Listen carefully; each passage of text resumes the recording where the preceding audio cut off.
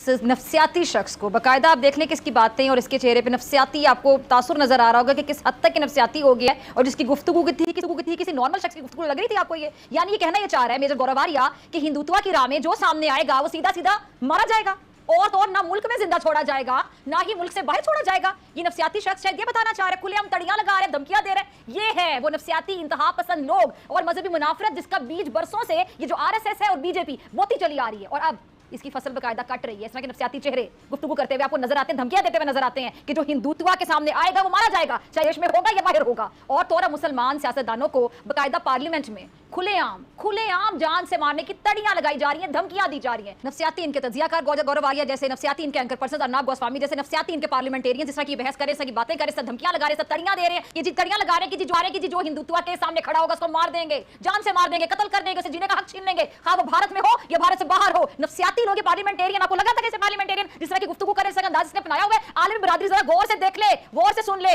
कि सेक्युलर होने की दावेदार, झूठी दावेदार, इंतहा पसंद बीजेपी सरकार जो सियासत में मुसलमान का वजूद तक बर्दाश्त नहीं कर सकती, खुलेआम कत्ल की धमकियां दे रही है, तड़ियां लगा रही है, वहां आम जो मुसलमान है उसकी जान माल इज्जत कैसे महफूज हो सकती है? हो सकती है?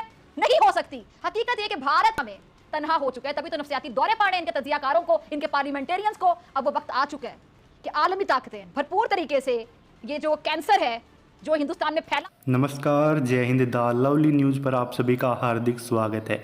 दोस्तों, अगर आप मेन वीडियो देखना चाहते हैं तो इस पार्ट को आप स्किप भी कर सकते हैं। दोस्तों, हमारी सब की प्यारी फिज़ा खान ने आज मेजर गौरव आर्या पर जमकर बरसी। आप सभी को ये तो नहीं पता होगा कि आखिर ये मेजर गौरव आर्या पर आज इतनी इसने अपनी भड़ास क्यों निकाली। इसका कारण ये है कि मेजर गौरव आर्या ने अपने पिछले 5 या 6 वीडियोज़ में कनाडा और भारत के बीच में जो तनातनी हो रखी है उसके बारे में बताया था। कैसे भारत कनाडा को घुटनों पर लाएगा, कैसे कनाडा को सबक सिखाएगा, जैसे उसने पाकिस्तान को सिखाया था। बस फिर क्या था, मेजर गौरव आर्या ने कनाडा और पाकिस्तान को आड़े हाथों लिया तो ये मोहतरमा उन पर भड़क गई और अपनी सारी भड़ास आज देखना इस वीडियो में इसने निकाली है। तो वीडियो बहुत ही मज़ेदार होने वाली है। हम मिलते हैं वीडियो को लास्ट में, तब तक आप इस वीडियो को एंजॉय कीजिए और लाइक कीजिए। ब्रिगेडियर साहब, हमने बहुत से प्रोग्राम्स किए हैं, पाक भारत टाकरा जिसमें आपने बड़ी शिरकत की और हमने बड़ी दफ़ा भारत का मकरू चेहरा बेनकाब किया, एक्सपोज किया है। और मेरा पहला शिकवा ब्रिगेडियर साहब आलमी ताकतों से है आज कि कल जब पाकिस्तान पुकार कर कह रहा था कि भारत दुनिया का सबसे बड़ा दहशतगर्द है, कुलभूषण का सबूत ब्रिगेडियर साहब हमने पेश किया तो सब आंखें बंद किए हुए बैठे हुए थे, सब चुप थे। अगर उस वक्त जाग जाते ब्रिगेडियर साहब तो बहुत पहले भारत को लगाम दी जा चुकी होती ना। देखिए, बात यह है कि ये 4 का टोला है जो एक खतरनाक दहशतगर्द, गुजरात के कातिल और हिंदुस्तान के खास तौर पे जो चेहरा होता है सेक्टर को मसख करने वाला है, जिसमें नरेंद्र मोदी, अमित शाह, राजनाथ सिंह और अजीत डोभाल, और यही बात वो बातें कर रहे हैं। बात ये है कि ये चाहते हैं कि हिंदू में चाहे सिर्फ हिंदू हो और चाहे ना मुसलमान हो, ना क्रिश्चियन हो, ना दलित हो, ना नीजो हो, ना नागा हो, ना असमी हो, सारे के सारे यहाँ से चले जाएं। और उसका एक बड़ा क्लियर आपने चेहरा देखिए जो कि वहाँ पर कैनेडा में कर रहे हैं। पहले इन्होंने अरिजीत सिंह को कत्ल किया, उसके बाद एक और लीडर को कत्ल कर दिया और फिर उनके जो प्राइम मिनिस्टर बड़ी खुली आके G20 में इंडिया के मुंह पे तमाचा मारा।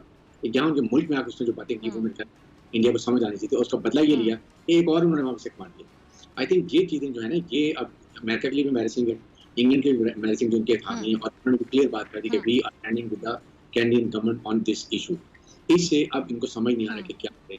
ये मौका है जिसके ऊपर मेरे ख्याल में सिख पंजाब में खुद खड़े होना चाहिए और अपने लिए आवाज़ बुलंद करनी चाहिए। जिस तरीके से उनको किया जा रहा है, जो कह रहे हैं ये क्या कुछ भी नहीं है, इनको पकड़ के जलील करें, इनको ये करें, ये बात समझने की है। आई थिंक इसके ऊपर इंटरनेशनल लेवल पर ह्यूमन राइट्स ऑर्गेनाइजेशन को बोलना चाहिए, जो बहुत बड़े चैंपियन बनते हैं कि जी उसको मर्डर कर दिया, पाकिस्तान में फांसी की सजा नहीं होनी चाहिए, फलां नहीं होनी चाहिए, छोटी छोटी बात पे वो ये इशूज आ जाते हैं। Now is the time, stand up और अपनी एक ज़मीर की आवाज़ को निकालें। डोंट लुक अदर साइड कि अगर वो आप आपको चाइना के खिलाफ इंडिया की जरूरत है, पाकिस्तान के खिलाफ इंडिया की जरूरत है, साउथ चाइना में इंडिया की जरूरत है, तो आप उसको अपनी कम से कम एक मोरालिटी को निकालें। इसलिए मैं ये कहता हूँ कि इस मौके के ऊपर सबका जुबान होना चाहिए और आई विश कि यूनाइटेड नेशन में ये बात कैनेडियन लीडर्स को, बाकी लीडर्स को बोलना चाहिए किस तरीके से इंडिया ह्यूमन राइट वायलेशन कर रहा है और किस तरीके से आज़ादी को दबाना चाहता है। और फिर दूसरे मुल्क में जाके जो रॉक एजेंट को बिठाया हुआ था, जिसने ये काम किए हैं, उसके अंदर खुली आम ये बात होनी चाहिए। और ये एक बहुत ही खतरनाक खेल है जो नरेंद्र मोदी इनके 3-4 का टोला कर रहे हैं, जो इंडिया को कहीं ना कहीं अल्टीमेटली ये बिल्कुल दीवार से लगाने की बात है। ठीक है। अच्छा ब्रिगेडियर साहब, ये कहते हैं ना कि झूठ के जो है पाँव नहीं होते हैं, झूठ खड़ा नहीं रह सकता है, तो मोदी का झूठ तो पकड़ा गया है। अब बेहतरी शायद इसमें नहीं है कि अपनी हजीमत दुनिया के सामने तस्लीम करे, तमाम अकलियतों को उनका हक दे, जो भारत मार के बैठा हुआ हक नहीं दे रहा उनको, हक गैर इंसानी जिंदगी गुजारी अकलियतें वहां पर, मुसलमान, सिख, ईसाई, कोई भी वहां पे खुश नहीं। और इनमें जो जात पात का कॉन्सेप्ट है, ऊंची जात निचली जात, तो वहां पे जो दलित हैं, जो छोटी जात, इनके मुताबिक जात पात का कॉन्सेप्ट, तो वो भी वहां पे खुश नहीं है, उन पर जिंदगी तंग की हुई। तो आपके ख्याल में अब इस मकसद के लिए किस तरह ये जो आलमी दबाव है वो बढ़ाया जा सकता है, या आपको लगता है कि ये इसमें से कुछ निकलेगा नहीं, सिर्फ शोर मचेगा, या कुछ अब निकलेगा, कुछ फ्रूटफुल रिजल्ट्स नजर आएंगे? नहीं, देखिए, कैनेडियन जो प्राइम मिनिस्टर है, he is not a small thing, it's a big country and they are America के और इंग्लैंड के साथ हाथी हैं, इसलिए ये लॉट ऑफ वेट इसके ऊपर जरूर अमल होगा। इसलिए मैं बात करता हूँ कि इस वक्त जो मिलकर कर रहे हैं, वहाँ सभी जमातें इनके खिलाफ खड़ी हो गई हैं। इलेक्शन के लिए उन्होंने कहा था, जैसे बाल ठाकरे शिवसेना इसको उनको बात बनानी चाहिए कि आप ये क्या करते हैं। इंडिया के जो सेक्युलर स्टेट का एक इमेज था, आपने वो तो बिल्कुल खत्म करके रख दिया। अब हिंदू स्टेट, अखंड भारत की बात करते हैं, जिसमें ये कहाँ से कहाँ तक भारत की सोच रखते हैं, क्योंकि ये ना इनकी फौज जो इस काबिल है, अनट्रेंड है, अनप्रोफेशनल है, लेकिन दिल ओनली नाते कश्मीरी और तो बूढ़े बच्चों कर सकते हैं। अगर रशिया के सोवियत यूनियन 15 की रास्ते में टूट सकते थे बड़ी फौज के साथ, तो यहाँ तो बड़ा आसान खेल है, ये अपने आप को खुद आग में धकेले हैं।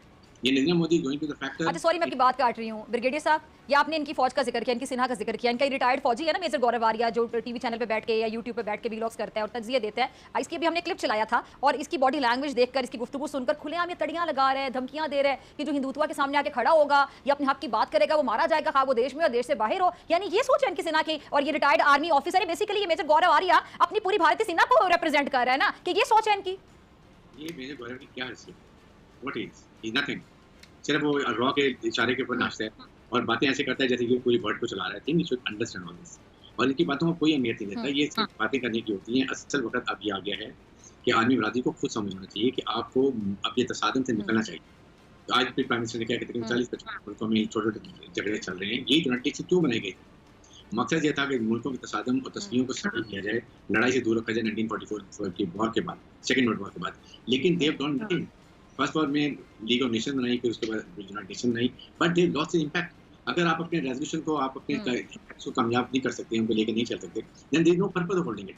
United Nation military observer group जो लगा हुआ है लाइन ऑफ कंट्रोल के ऊपर, मकसद ये कि डिस्प्यूट टेरिटरी, लेकिन वो ओपनली कहते हैं आराम से बाकी सब कुछ बैठे हुए। ये खालिस्तान के लोगों की इनको गलत फहमी है। फाइटर्स, ये फाइटर ने अगर अंदर की तरफ मुंह कर लिया तो इनको समझ नहीं है कि इंडिया की हुकूमत कहाँ जाती है और इंडिया के ये लोग जो एक्सट्रीमिस्ट हिंदू ये कहाँ जाते हैं। बाकी ऐसे इधर मॉडरेट पीपल तो अभी इनके खिलाफ खड़े हो रहे हैं आहिस्ता। इसलिए इस वक्त पर सिख बरादरी को इंटरनेशनली और डोमेस्टिक खड़ा होना यूनाइटेड को बनना चाहिए। साथ साथ कश्मीरी जो बाहर है वो भी इनके सपोर्ट करते हैं, इसी तरह सिख कश्मीरियों को सपोर्ट करते हैं। They have to make a united front to stand against Indian government atrocities which are causing them minorities. नमस्कार। तो दोस्तों, आपने पूरी वीडियो देख ली होगी। हम सब की प्यारी फिजा खां आज कैसे मेजर गौरव आर्या पर भड़की हुई थी। यानी कि ये वो दलाल पत्रकार है, यानी कि ये वो गिरी हुई पत्रकार है। अगर पाकिस्तान में कुछ कांड होता है ना तो उस पर रिपोर्टिंग नहीं करती, लेकिन भारत में अगर एक कुत्ता भी मर जाता है ना तो चिल्ला चिल्ला कर धाड़े मार मार कर रोने शुरू हो जाती है। यानी कि इसको पाकिस्तान से ज़्यादा भारतीयों की फ़िक्र है। पाकिस्तान में क्या हालात हैं, खाने को दाने नहीं, या पाकिस्तान में कुछ भी, इतनी गरीबी, डॉलर उनका आसमान छू रहा है, लेकिन वो इसको कुछ भी दिखाई नहीं देता। बस दिखाई देता इंडिया के मुस्लिमों पर जो जुल्म हो रहा है वो मतलब झूठा सब कुछ। ये इसकी पूरी आज तक की रिपोर्टिंग आप देखना, इसका पूरा प्रोपगंडा भारत पर चलता है और भारत की झूठी रिपोर्टिंग पर इसका पूरा प्रोपगंडा चलता है। तो आज की वीडियो में बस यही था। अगर दोस्तों आपको वीडियो अच्छी लगी तो आप वीडियो को लाइक कर सकते हैं, और आप सभी से हाथ जोड़कर रिक्वेस्ट है कि अगर आपने अभी तक चैनल को सब्सक्राइब नहीं किया तो चैनल को ज़रूर सब्सक्राइब करें, और अगर ऐसी और वीडियोस देखना चाहते हैं तो चैनल के साथ ज़रूर बनें। जय हिंद, वंदे मातरम।